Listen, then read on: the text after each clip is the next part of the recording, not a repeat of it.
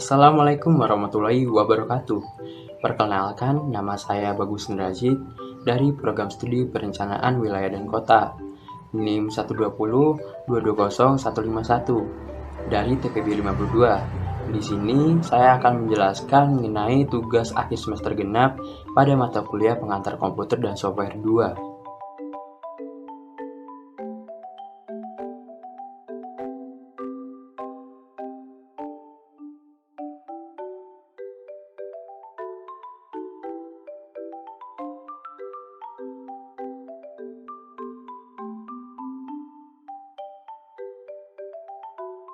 Ini adalah program pertama tentang perhitungan gas ideal pada bidang studi kimia.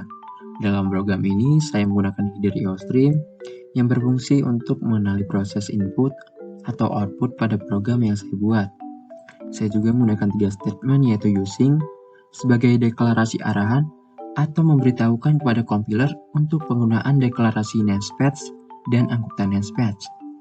Yang kedua, namespace sebagai penyedia metode untuk mencegah konflik nama dalam proyek-proyek besar.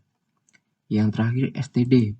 STD di sini sebagai wadah urutan yang merangkum ukuran data dan array dinamis.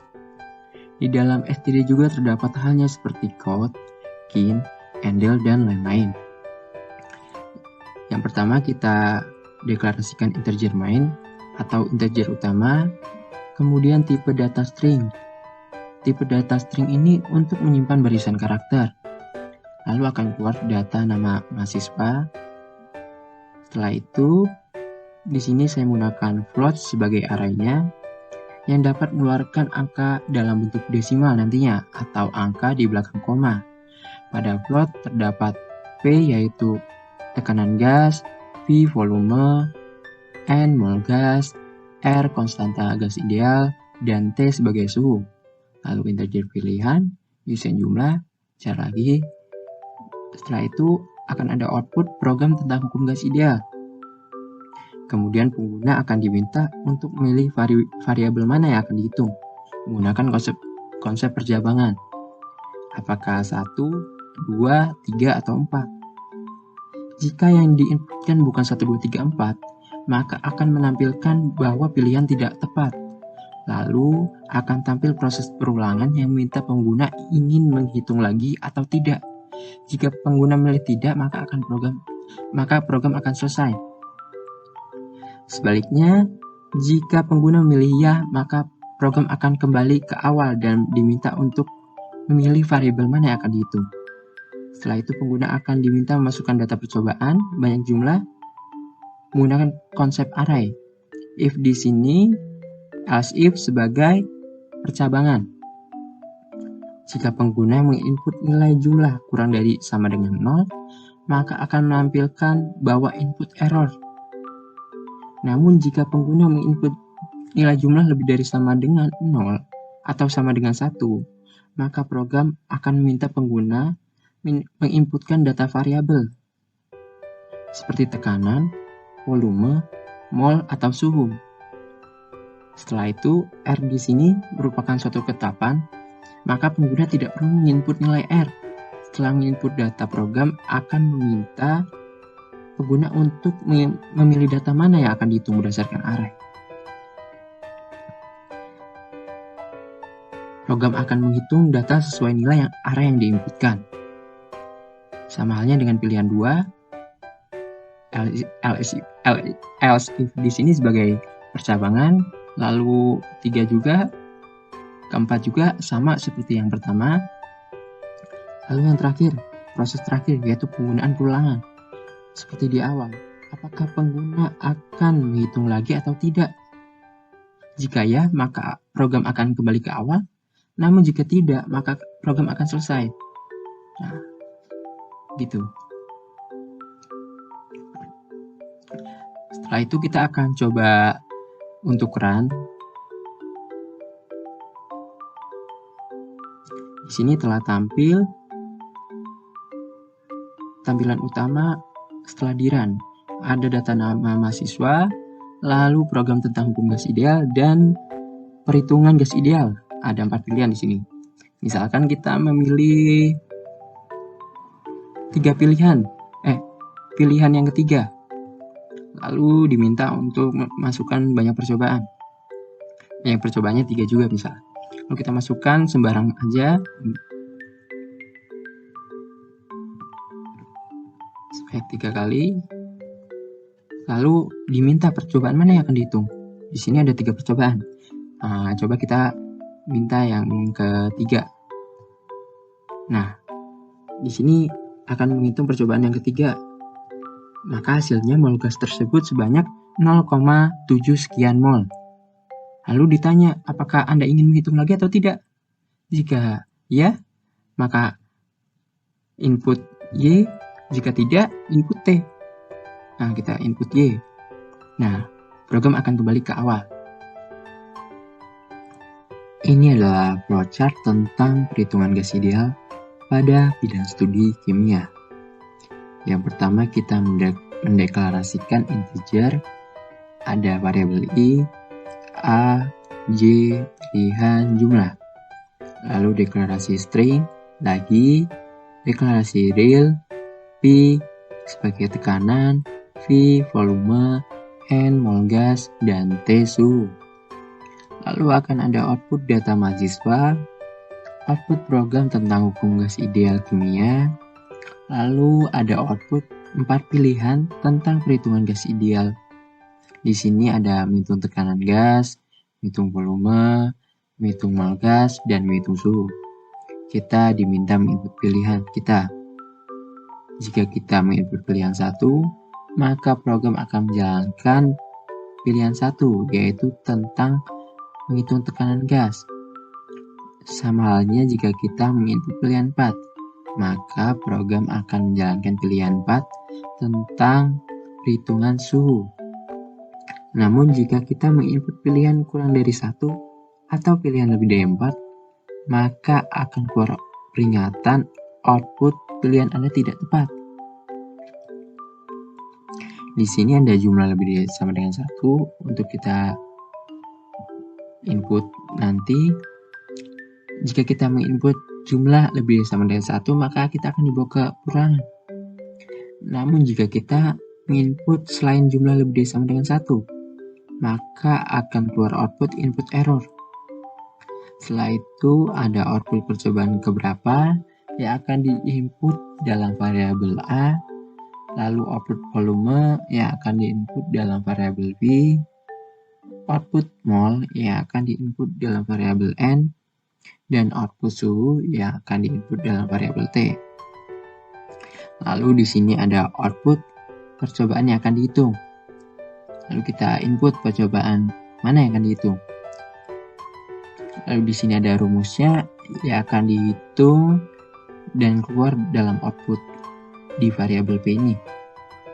Setelah itu ada output apakah Anda ingin menghitung lagi.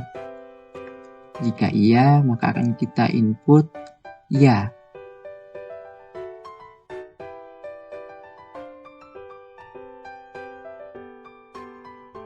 Ini adalah program kedua tentang menghitung nilai resistor pada bidang studi fisika. Pada program ini, saya menggunakan 2 jenis resistor, yaitu resistor seri dan resistor paralel. Di sini ada HidroIOStream yang telah saya jelaskan pada program yang pertama. Lalu ada stdlibh. Apa nih stdlibh? Stdlibh ini adalah file header yang berfungsi untuk operasi pembanding dan operasi konversi. Ada fungsi-fungsinya, ada max, min, atoy, dan lain-lain. Lalu ada 3 statement using, namespace, dan std yang telah saya jelaskan pada program yang pertama.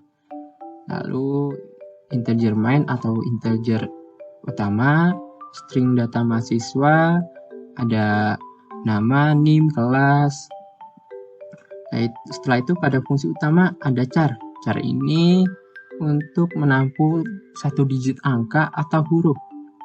Lalu ada useIn integer untuk menyimpan bilangan bulat yang tidak boleh negatif. Ada rke, jumlah r, nilai r. Lalu ada float, ada useIn integer, Di sini float juga sebagai array untuk menyimpan data dalam bentuk desimal. Ada float n dalam kurung i, ada float ref dalam kurung i. Setelah itu akan keluar output program perhitungan nilai resistor. Kemudian pengguna diminta untuk memilih variabel mana yang akan dihitung. Gunakan konsep percabangan dengan memilih A atau B. Jika yang diinputkan bukan A atau B, maka program akan menampilkan bahwa pilihan tidak tepat. Lalu ditampilkan proses perulangan yang meminta pengguna ingin menghitung lagi atau tidak. Jika pengguna memilih tidak, maka program akan selesai. Jika pengguna memilih ya, maka program akan kembali ke awal dan diminta untuk memilih variabel yang akan dihitung. Setelah itu, pengguna akan diminta untuk memasukkan banyak resistornya dalam rangkaian yang akan dihitung. Jika pengguna menginput nilai jumlah kurang dari atau sama dengan 1, maka program akan menampilkan bahwa input error. Jika pengguna menginput nilai jumlah lebih dari sama dengan 1, maka program akan minta pengguna menginputkan nilai resistor sebanyak jumlahnya. Setelah menginput data, program akan menghitung data sesuai nilai resistor yang diinputkan. Yang pilihan ke B ini sama juga. If, else if, di sini sebagai percabangan, for sebagai perulangan. Setelah itu, proses terakhir yaitu penggunaan perulangan seperti di awal, apakah pengguna akan menghitung lagi atau tidak. Jika ya, maka program akan kembali ke awal. Namun jika tidak, program akan selesai. Mari coba kita run. Ini tampilan awalnya ada data mahasiswa, nama, NIM kelas, lalu program menghitung nilai resistor, seri, dan paralel fisika. Ada menu pilihannya, menghitung resistor seri, yang kedua menghitung resistor paralel. Coba kita inputkannya. Menginputkannya itu bisa A kecil atau A besar. Begitupun dengan B kecil atau B besar. Coba kita menghitung resistor seri. Kita inputkan A. Lalu banyak resistor dalam rangkaian seri ini mau berapa nih yang dihitung? Misal 4.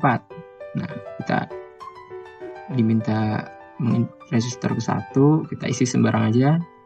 2, ketiga, dan keempat.